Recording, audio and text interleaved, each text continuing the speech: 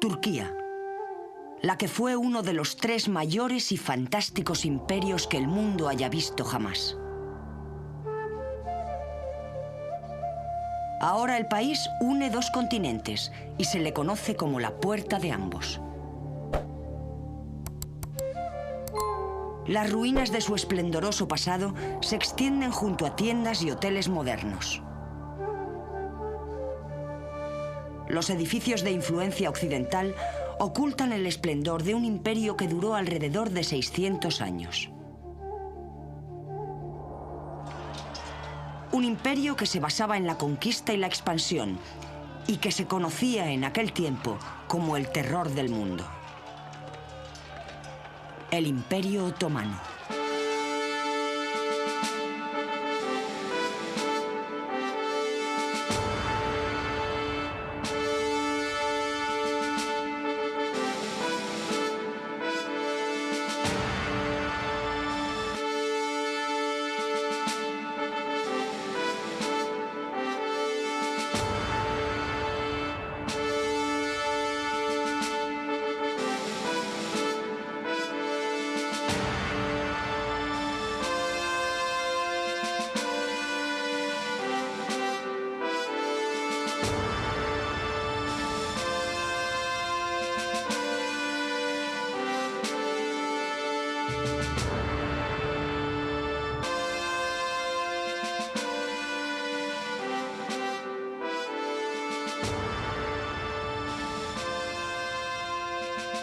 Civilizaciones antiguas.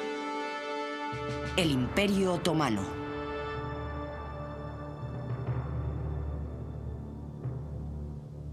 Los soberanos otomanos del Próximo Oriente dejaron un legado arquitectónico y cultural que perduraría tanto como el de romanos y griegos.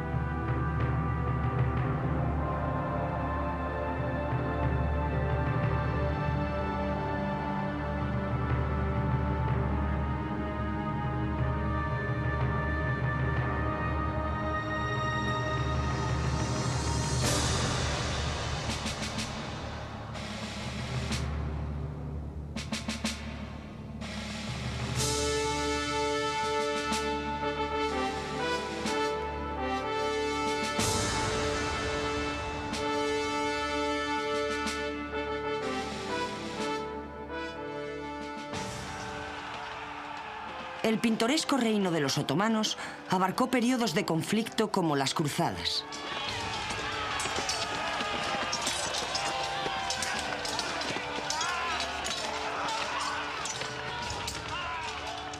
Las grandes migraciones de los turcos selyúcidas, el periodo de dominación sobre gran parte del mundo conocido y las grandes sublevaciones del siglo XIX. El final definitivo del Imperio Otomano fue durante la Primera Guerra Mundial.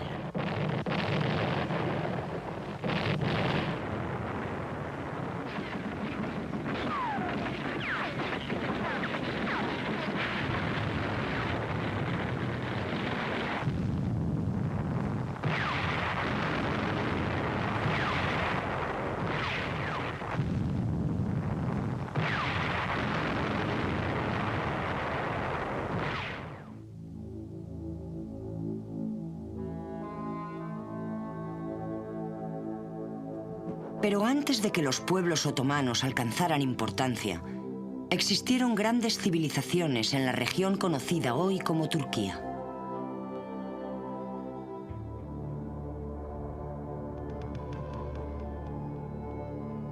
Se cree que la fabulosa ciudad de Tron, lugar de la legendaria guerra de Troya, como se describe en la Ilíada de Homero, estaba situada en Troas, en la Anatolia turca. La región no está solo saturada de historias griegas, sino que mantiene fuertes lazos con la Roma imperial.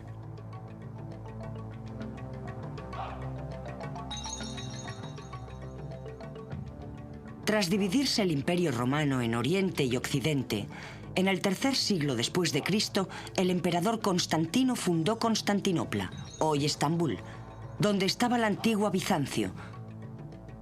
Y cuando Roma cayó en el año 476 después de Cristo, la ciudad heredó su hegemonía como capital del Imperio Bizantino.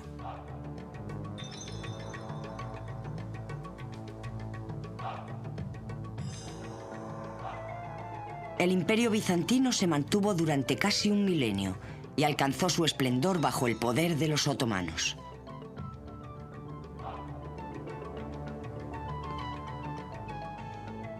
El Estado otomano fue fundado por Osman I Gazi, que gobernó sobre un pequeño estado fronterizo en la Anatolia occidental durante el primer cuarto del siglo XIV. El origen de este estado se encontraba en las estepas de Asia Central, donde vivían las tribus nómadas de Turkamán.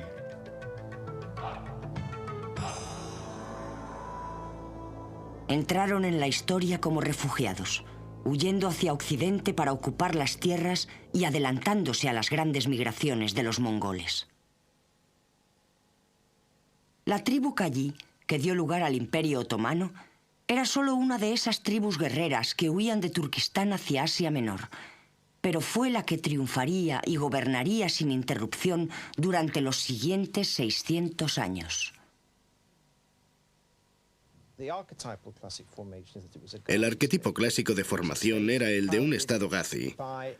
Era un estado fundado y extendido por los gazis que luchaban por la fe islámica en las fronteras del mundo islámico y contra el cristianismo. Por otra parte, yo no diría que los otomanos creían en sí mismos, pero puede decirse con certeza que tenían la habilidad de aprovecharse de las divisiones de sus vecinos, especialmente en el periodo de formación, en los siglos XIV y XV. Al principio ocuparon una posición central. Por un lado, contra otros turcos a su retaguardia, y por otro lado, contra unos Balcanes política y socialmente fragmentados. Es decir, el mundo medieval balcánico.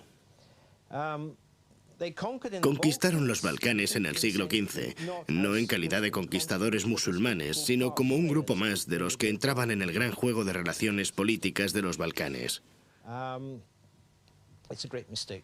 Es un gran error mirar el pasado desde la perspectiva del siglo XX.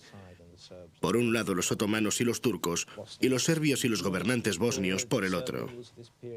Los soberanos serbios de este periodo se emparentaron con la dinastía otomana, formaron alianzas con ellos para reforzar sus propias posiciones, pero al final fueron superados por mejores jugadores y elementos más potentes. Después de 1453 tenemos ya el clásico y casi universal imperio islámico formándose a sí mismo. La vida de estas tribus gazi se basaba en la guerra y en el pillaje. Y después de asaltar el importante centro musulmán de Bagdad, en el año 1055 después de Cristo, avanzaron por la Anatolia oriental, invadiendo territorios pertenecientes al poderoso imperio bizantino. A mediados del siglo XIII, Anatolia oriental estaba casi por completo en manos de los gazi turcos.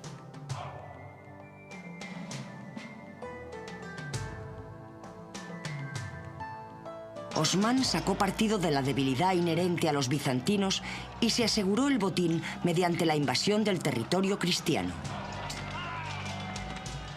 Otros gazis se unieron a él y su imperio creció. Las conquistas de Osman en Anatolia fueron coronadas con la de la capital de la provincia, Bursa, por parte de su hijo Orhan. Esto supuso el control de los otomanos sobre los sistemas administrativos, financieros y militares bizantinos. Y así comenzó la tradición otomana de expandirse por la fuerza a costa de los estados cristianos.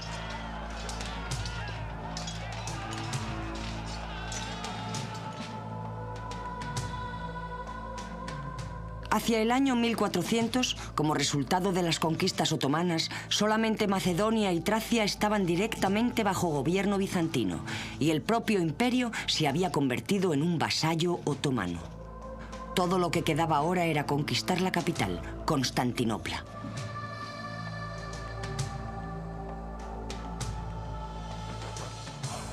La transformación del Principado otomano en un vasto imperio que cubría Europa suroriental, Anatolia y el mundo árabe se llevó a cabo en 3 significativas campañas entre los siglos XIV y XVI.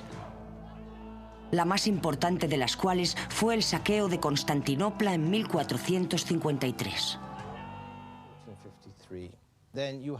Después del año 1453 ya tenemos el clásico y yo diría casi universal imperio islámico formándose a sí mismo, el cual tiene un equipo de fuerzas armadas brillantemente organizadas, basadas en una estructura institucional que las mantiene, un impuesto base igual a las exigencias que impone la máquina de guerra otomana y una serie de soberanos incomparablemente brillantes que iban sucediéndose a lo largo del final de la Edad de la Expansión, del final de la Edad Clásica, del final del siglo XVI.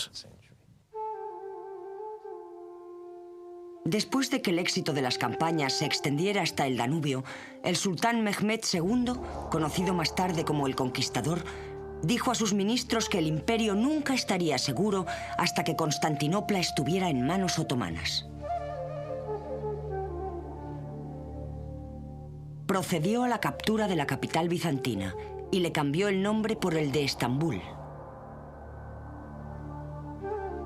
Coronando las colinas con mezquitas y palacios, como el famoso Palacio de Topkaki, el cual todavía domina sobre la moderna ciudad de Estambul.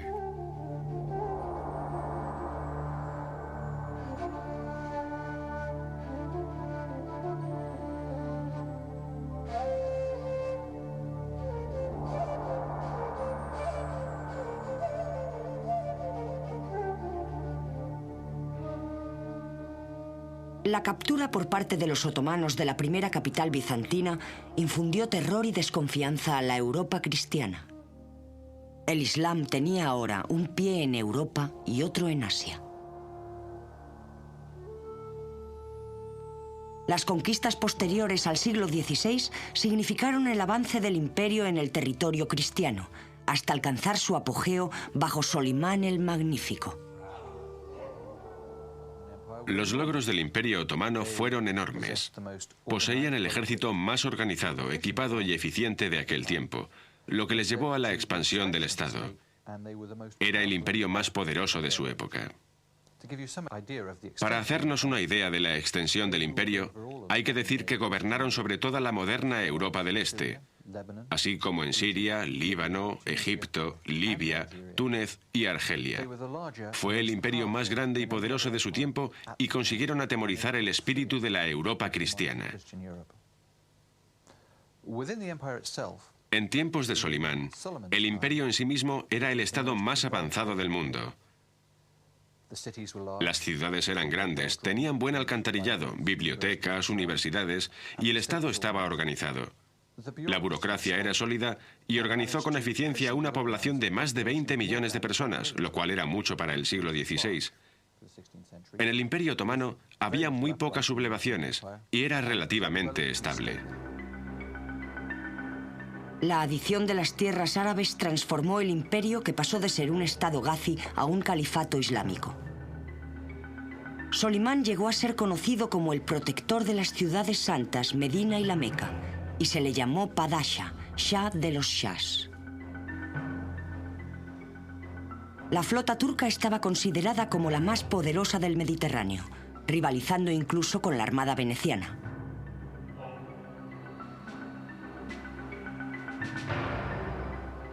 Dos siglos de conquistas y expansiones continuas transformaron el Imperio Otomano en el mayor de su época.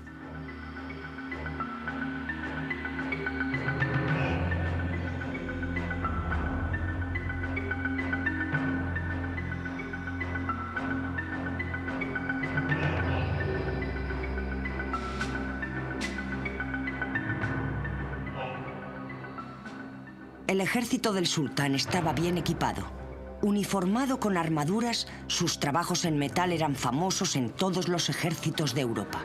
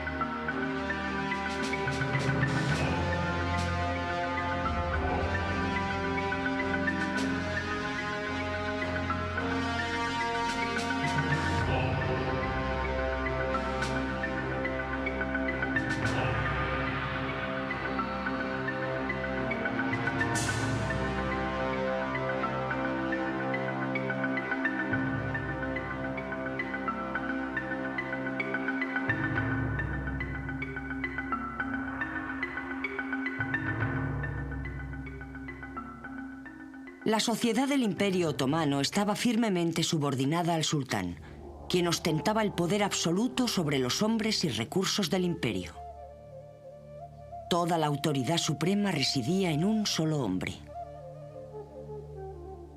La sucesión en el Imperio Otomano era inusual, ya que ésta no recaía necesariamente sobre el primogénito, sino que tal elección era una decisión divina. Durante los siglos XV y XVI, cuando los príncipes cumplían 12 años, eran enviados a lejanas regiones del imperio para que aprendieran los asuntos del gobierno provincial. Y generalmente, el hijo que llegaba primero a Estambul tras la muerte del sultán era quien heredaba el título. Mehmed el Conquistador promulgó una ley secular sultánica de fratricidio, el Kanuname, inspirada en una antigua costumbre turca. La primera tarea del nuevo sultán era ordenar la ejecución de sus hermanos. Esta ley pretendía proporcionar estabilidad asegurando una única línea de sucesión y previniendo guerras civiles por odios de sangre entre los herederos. La conjunción de gobernantes poderosos y de una fuerte infraestructura estatal en términos burocráticos, fuerzas militares y estructura social favoreció y armonizó con este modelo de fuertes gobernantes, modelo que es casi único en la historia de Oriente Medio y que estuvo vigente durante un larguísimo periodo de tiempo de 2 siglos y medio, es decir, desde la Alta Edad Media hasta principios de la Edad Moderna. Una vez entramos en la época de finales del siglo XVI, lo que podríamos llamar una época de sultanes débiles o incompetentes, entonces reaparece el patrón clásico: la infraestructura, la estructura institucional del Estado, de la burocracia e incluso de las fuerzas militares, las cuales sufrieron una revolución en este momento. Yo resaltaría principalmente la burocracia financiera, la parte menos apreciable para un observador, pero con mucho la más significativa a la hora de mantener unido el imperio, aumentar los ingresos e idear estratagemas para la supervivencia y continuidad del Estado durante los siglos XVII y XVIII.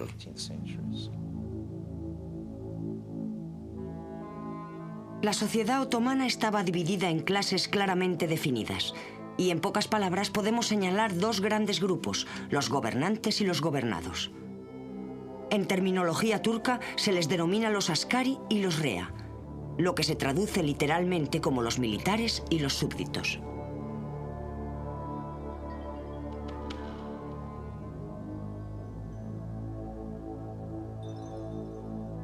La espina dorsal de los askari estaba formada por los deushomi, jóvenes campesinos cristianos recogidos de los pueblos del imperio a modo de impuesto.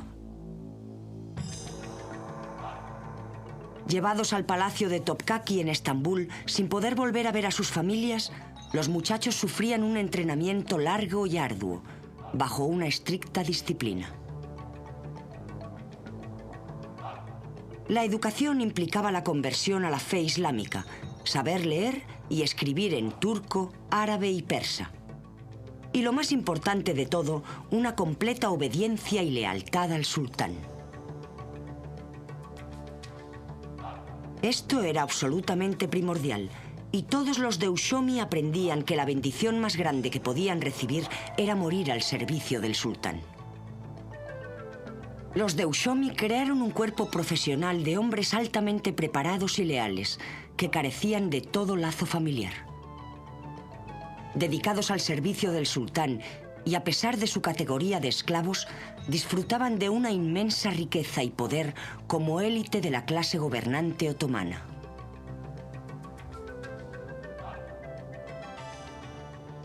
Se seleccionaba a los muchachos más brillantes y mejor dotados para el servicio en el interior del palacio del sultán, en lo que se llamaba su núcleo interno, y recibían un entrenamiento especial separados de los demás. Los mejores llegaban a constituir su séquito personal. Nunca eran más de 39, y este era el rango más alto al que un deushomi podría aspirar, además de poder llegar a ser el gran visir, que era elegido de entre estos 39 y que se convertía en la mano derecha del sultán. La mayoría de los Deushomi, de los que se reclutaban hasta 3000 a la vez, abandonaban los límites de palacio para desempeñar un servicio en el exterior y se convertían en instrumentos del gobierno provincial, los genízaros o guardia montada del sultán. Los genízaros, oficiales del ejército, fueron de vital importancia en la continua expansión del Imperio Otomano. En un principio se creó este cuerpo con los prisioneros de guerra del sultán, que habían sido capturados en la toma de Adrianópolis en 1369 y se convirtieron en la base del ejército otomano.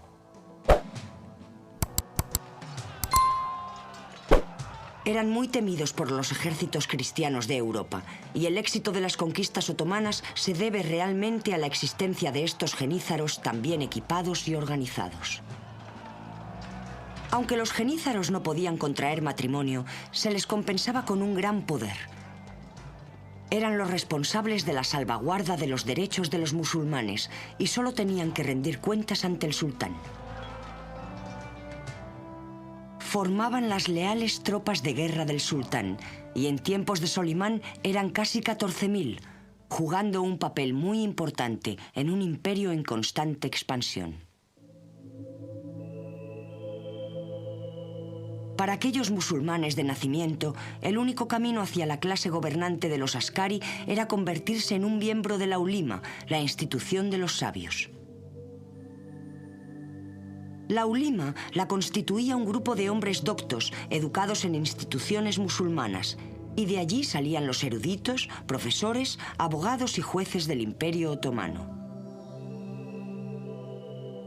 Su trabajo consistía en propagar por el imperio la fe islámica y hacer cumplir las leyes y enseñanzas religiosas. Ser miembro de la ulima conllevaba la ventaja fiscal de estar exento de impuestos, pero no tenían la misma autoridad y prestigio que los genízaros.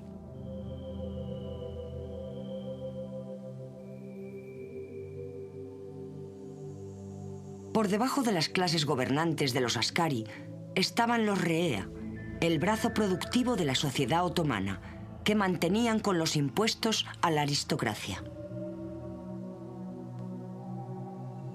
Concretamente, los reea eran los musulmanes que pagaban los impuestos y eran despreciados por los askari.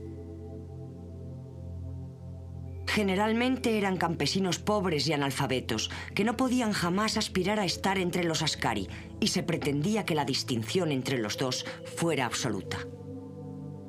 Los askaris guardaban celosamente su posición privilegiada y contaban con el sultán para mantener la línea divisoria entre ellos y el resto de los súbditos. Así se separó claramente a los reea de los askari mediante leyes que regulaban su vestimenta y mediante la prohibición de que los reea montaran a caballo o llevaran espadas. Por debajo incluso de los reea estaban los zinis, quienes constituían la capa más baja de la sociedad otomana. Eran campesinos no musulmanes o nómadas errantes y económicamente estaban en mayor desventaja, ya que soportaban impuestos adicionales. En la sociedad otomana, el Estado y el sultán eran lo más importante. La extensión del Islam era el asunto principal, así que no importaba quién era quién o de dónde venía, sino que lo importante era la utilidad de una persona para la continuación del Estado. Así que los miembros del ejército eran importantes porque defendían el imperio y lo extendían siempre más allá. Incluso el campesino era importante porque proporcionaba alimentos. No importaba que fuera simplemente un campesino, y no importaba la religión que uno tuviera, con tal de que no contraviniera directamente la fe musulmana. Las únicas personas que eran realmente despreciadas eran los gitanos y los nómadas, porque no proporcionaban absolutamente ninguna contribución al Estado o sociedad.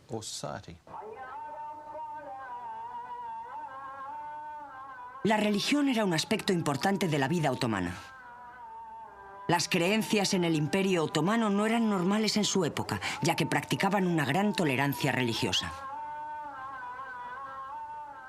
Por supuesto, la mayoría de aquellos que vivían en el imperio eran musulmanes, o por nacimiento o por conversión, pero también había minorías de cristianos ortodoxos, judíos, armenios y otros.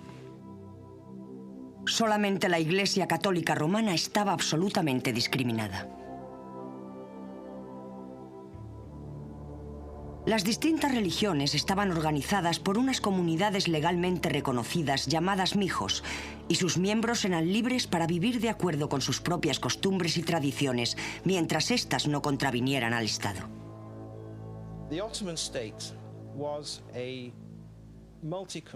El Estado otomano era multiconfesional y multiétnico. La religión de la dinastía de la clase gobernante era el Islam, aunque en los inicios de la historia el Estado tendía a veces hacia la heterodoxia, la cual fue más tarde rechazada con firmeza.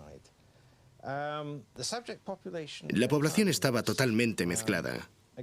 No hay duda de que en los primeros 150 años del imperio, la mayoría de la población no era musulmana, especialmente en los Balcanes. Más tarde, a través de la migración, la conversión y especialmente la conquista de las así llamadas provincias árabes, Egipto, Siria y más tarde Irak, la balanza se inclinaba mucho más hacia el componente musulmán del imperio, demográficamente hablando.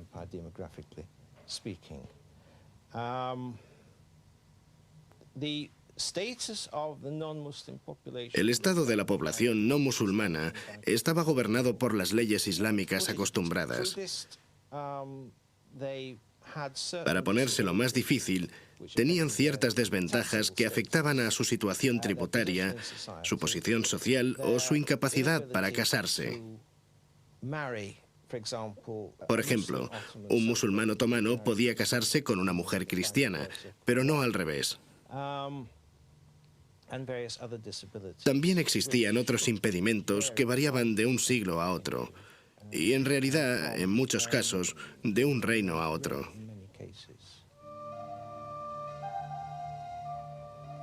De todos modos, a pesar de esta indulgencia religiosa, la fe islámica estaba fielmente protegida en el imperio por la Sharia, la ley islámica sagrada. La Sharia era de capital importancia en el sistema de vida otomano y proporcionaba el único control del poder del sultán. Incluso la expansión del imperio dependía de la Sharia. El Corán establecía que tenían el derecho sagrado de extender el territorio musulmán por las tierras no musulmanas.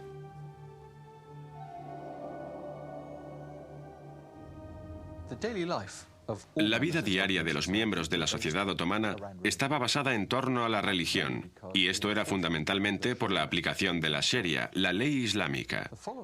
Se consideraba que el seguimiento de la Sharia era más importante que la lealtad al sultán. El día estaba regulado por las oraciones hacia la Meca. En efecto, la llamada de la mezquita llegó a ser el reloj, y todos sacaban sus esteras de oraciones cara al este y rezaban al menos 4 veces al día. El seguimiento de este régimen era muy importante. Sin embargo, debe recordarse que no todos los habitantes del Imperio Otomano eran musulmanes, y había una tolerancia considerable hacia los no musulmanes. Desde luego, las enseñanzas de la ulima intentaban convertir a la mayor cantidad de población posible al Islam. Pero los que deseaban permanecer fieles a su propia fe no eran perseguidos como lo eran en otros países de aquel tiempo.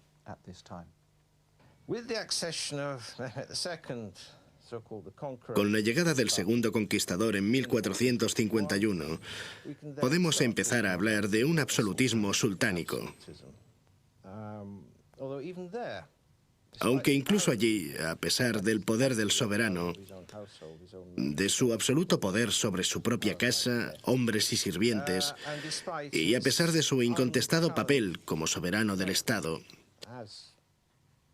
a pesar de todo ello, se encontraba limitado en lo que podía o no podía hacer por la ley islámica, la Sharia, y por las leyes acostumbradas.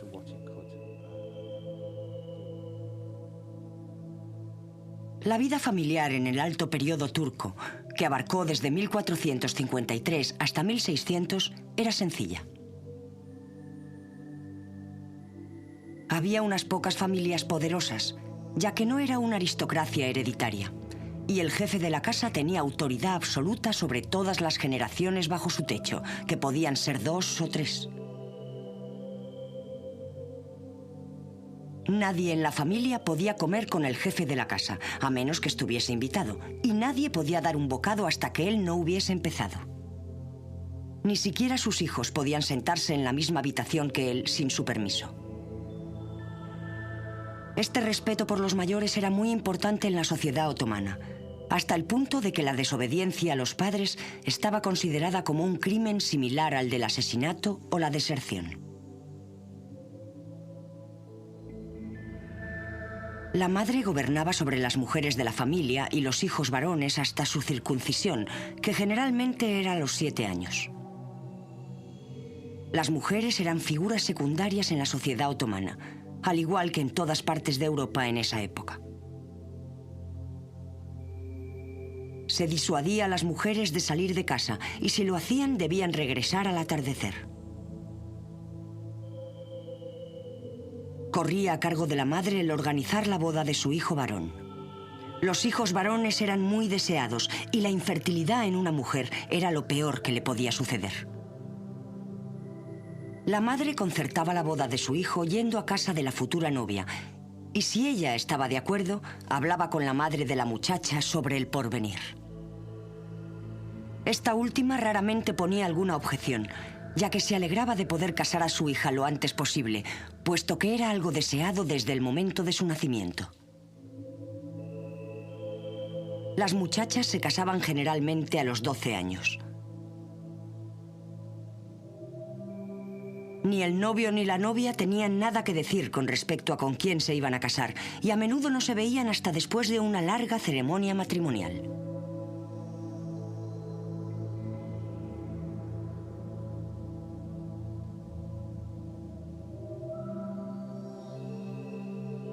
En la sociedad otomana, los hombres podían tener hasta 4 mujeres a la vez, y concubinas, siempre que las mantuvieran en casas separadas, mientras que las mujeres solamente podían tener un marido. Del mismo modo, un hombre podía divorciarse de su mujer con el simple comentario, «Me divorcio de ti». Pero para una mujer era casi imposible divorciarse de su marido sin su consentimiento.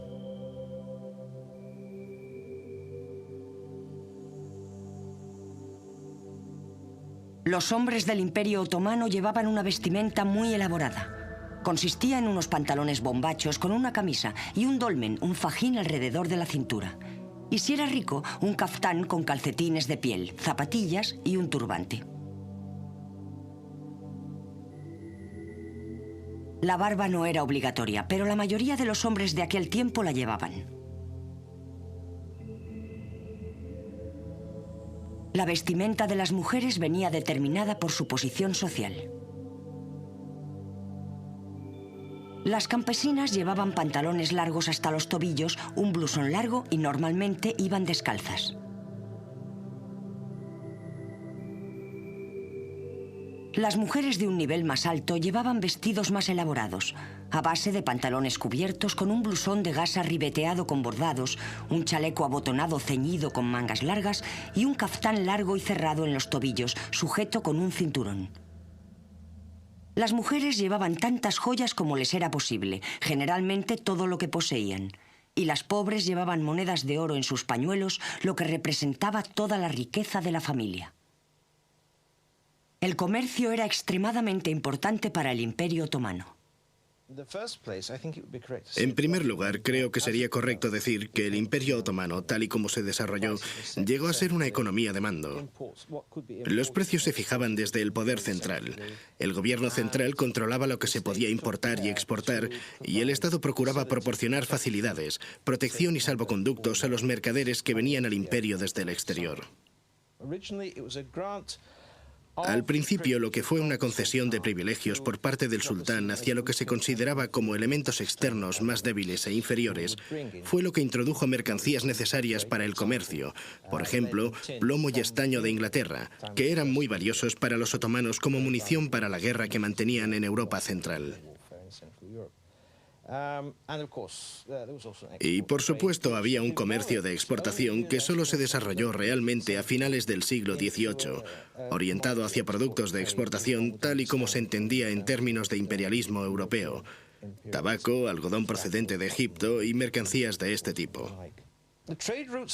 Las propias rutas comerciales eran antiguas rutas preotomanas, y dentro del vasto imperio otomano, las principales rutas comerciales iban desde Estambul, a través de Anatolia, hacia Persia y el lejano Oriente. En los Balcanes, desde Estambul hasta la costa occidental del Mar Negro y hacia Polonia y Crimea. Las rutas mercantiles rodeaban el mar Egeo y llegaban hasta las tierras eslavas. En el Mediterráneo, llegaban concretamente hasta Venecia. Las excelentes relaciones entre el Imperio Otomano y Venecia fueron de una importancia significativa. La conquista de los Balcanes abrió nuevas rutas terrestres para la importación de productos de Europa, mientras que los artículos de lujo como algodones, sedas, especias, arroz, azúcar y jabón se importaban desde Oriente. El emplazamiento turco en la ruta de la seda hacia China significó el auge de la industria textil, y todavía hoy el país sigue siendo famoso por su producción de alfombras. La fabricación de alfombras comenzó como una artesanía popular, pero evolucionó convirtiéndose en una técnica artesana altamente desarrollada. A medida que se hacían mayores intercambios culturales entre las ciudades y el imperio se expandía por el Azerbaiyán y Egipto, los tejedores turcos fueron adoptando nuevos colores y técnicas. El tinte vegetal rojo de Persia daría a las alfombras turcas su color característico y se convirtió en un secreto arduamente guardado. Pero fue la combinación de los adornos de nudo persa, la sedosa lana egipcia y los modelos tradicionales turcos lo que configurarán la manifestación más refinada del arte otomano. Los modelos de las alfombras incluían hojas, rosetones, zarcillos y flores naturalistas.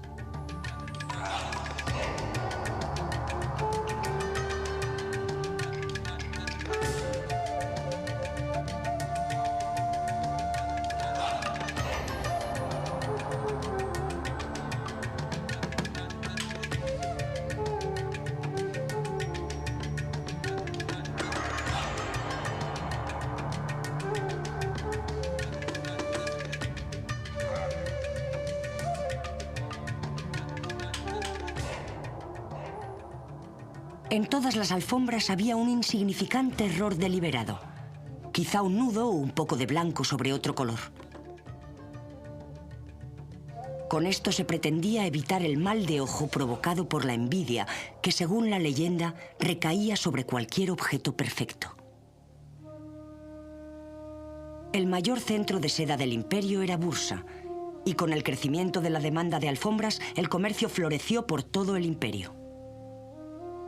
A pesar de ello, incluso estando el Imperio Otomano en su cima de esplendor artístico y triunfo militar, los crujidos de su ocaso empezaban a manifestarse.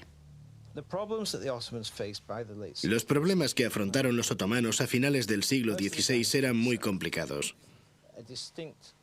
En primer lugar, para la propia dinastía. Un claro ocaso tras el final del reinado de Solimán, que puede muy bien remontarse a problemas en la propia familia imperial, en su reinado. Problemas que tuvieron al final efectos muy negativos en la sucesión. Y por primera vez, los hijos más capacitados del sultán no estaban en situación de competir por el trono cuando él muriera. Ya habrían sido liquidados por su padre ante la certeza real o imaginaria de la existencia de conspiraciones contra él. Así que este es el primer elemento, la dinastía. El segundo elemento es mucho más difícil de precisar. Hay alguna evidencia que permite sugerir que desde finales del siglo XVI la máquina militar otomana dejó de ser tan efectiva como lo había sido en los 2 siglos anteriores.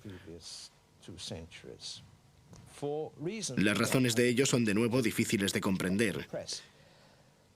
En parte, el imperio era demasiado grande. Había sido una víctima de su propio éxito.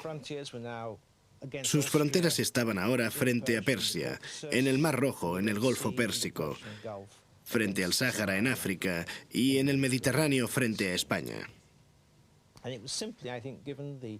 Ocurrió simplemente que, dadas las bases logísticas de comunicación, dada la duración del periodo de campañas y del modelo de mando de autoridad central en el imperio, dichas campañas se volvieron cada vez más caras y menos provechosas.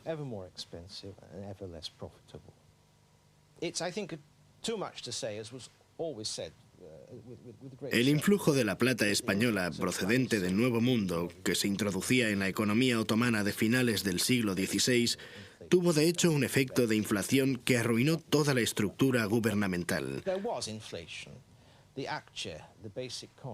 El apture, la moneda básica de cambio, que había existido más o menos sin modificaciones de peso desde 1300 hasta 1566, empezó a depreciarse y rebajarse. La plata extranjera entró a raudales. Al final, el dólar alemán resultó un artículo de importación muy importante. La economía se colapsó, la moneda se depreció, los salarios de los oficiales tenían en efecto cada vez menos poder adquisitivo. Y de nuevo la estructura empezó a desmoronarse como resultado de todo ello.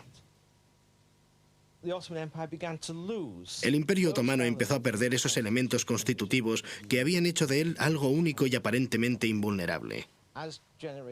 A medida que unas generaciones daban paso a otras, los elementos de la estructura clásica se iban disipando, se perdieron y olvidaron, hasta que al final la gente solo tenía memoria de lo que ellos creían que habían sido. La historia del Imperio Otomano a finales del siglo XVIII y en el siglo XIX es un intento por parte del imperio de reinventarse a sí mismo sobre una base muy diferente de lo que había sido. La dinastía continuó existiendo durante este periodo. Continuidad de la dinastía sí, continuidad de la institución, por supuesto que no. Durante los siglos XIX y XX, los países de Europa Occidental comenzaron a desarrollarse con la revolución industrial. Desafortunadamente, el Imperio Otomano no avanzó en la misma proporción, quedándose atrás. Empezaron a importar productos manufacturados de Europa y sus propias industrias entraron en declive. A medida que los países europeos iban creciendo en poder, conquistaron la tierra que los otomanos les habían arrebatado y para finales del siglo XIX todo esto acabó en disputas sobre los Balcanes, en las que Turquía se vio involucrada. Incluso antes de la Primera Guerra Mundial, el daño causado al imperio era irreparable. La llegada del siglo XIX y la devastación de la Primera Guerra Mundial causaron el derrumbamiento del Imperio Otomano.